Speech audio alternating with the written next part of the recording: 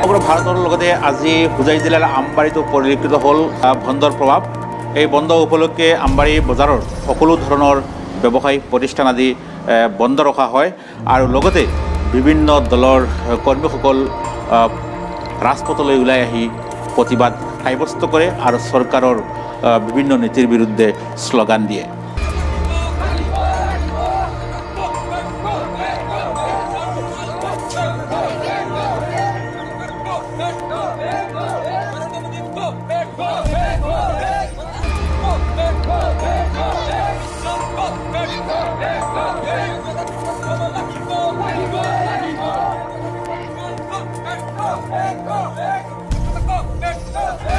দেখা পাইছে গোটেই ভাৰতবৰ্ষত কৃষক শ্ৰমিক যিসকল ৰাইজ আছে, খাটি খোৱা ৰাইজ, বিশেষকৈ দুখীয়া শ্ৰেণী খাটি খোৱা ৰাইজে এই গোটেই ভাৰতবৰ্ষ বন্ধৰ আহ্বান জনাইছে আজি 8 তাৰিখ। আৰু এই বন্ধটো হৈছে কিয় এই কৃষক শ্ৰমিকৰ ওপৰত যি নৰেন্দ্ৰ মোদী নেতৃত্বাধীন চৰকাৰখনে মাধমাৰ খুদাই আছে, কৃষি বিল 3খন আনি পেলাই এই কৃষি 3খন বিল আনিলে যে আমাৰ দুখীয়া শ্ৰেণীৰ ৰাইজক কি অৱস্থা হ'ব এইটো নিশ্চয় আপোনালোকে গম পাইছে।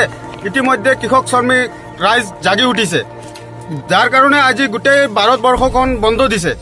আৰু গোটেই ভাৰতৰ লগত আমি হোজাই জিলা কৃষক মুক্তি সংগ্ৰাম সমিতিৰ লগত আহ্বান কৰি আমি এই বন্ধটো সফল কৰিবলৈ বাধ্য হৈছো, কিয়নো নৰেন্দ্ৰ মোদীৰ নেতৃত্বাধীন চৰকাৰখনে দুখীয়া শ্ৰেণীৰ ৰাইজৰ কথা একো চিন্তা নকৰি নিজেই নিজৰ স্বাৰ্থত এই 3খন বিল আনিছে।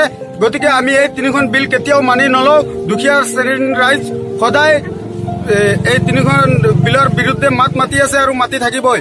অনাগত দিনত নৰেন্দ্ৰ মোদীৰ নেতৃত্বাধীন চৰকাৰখনক দিল্লী দিছপুৰ কপাই আমি উফৰাই পেলাবলৈ সাজু হৈ আছো। ৰাইজক আহ্বান এইটোৱে জনাওঁ, যিহেতু আমি ৰাইজে সকলোৱে একগোট হৈ পেলাই এই নৰেন্দ্ৰ মোদী নেতৃত্বাধীন চৰকাৰখনক গতি বঢ়াইছিলো, সেই নৰেন্দ্ৰ মোদী চৰকাৰখনে যিহেতু ৰাইজক আবুৱাবৰে কিছুমান বিল আনি আমাৰ ৰাইজক বিপদে পৰিচালিত কৰি আছে। গতিকে ৰাইজক আহ্বান কৰিছো, অনাগত দিনত এই 3খন বিল যদি বাতিল নকৰে নৰেন্দ্ৰ মোদী নেতৃত্বাধীন চৰকাৰখনৰ বিৰুদ্ধে সকলো ৰাইজ ৰাজপথত ওলাই আহক আৰু এই 3খন বিলৰ বিৰুদ্ধে মাত মাতক, নহলে আমি কৃষক শ্ৰমিক ৰাইজ বিধ্বস্ত হৈ যাব।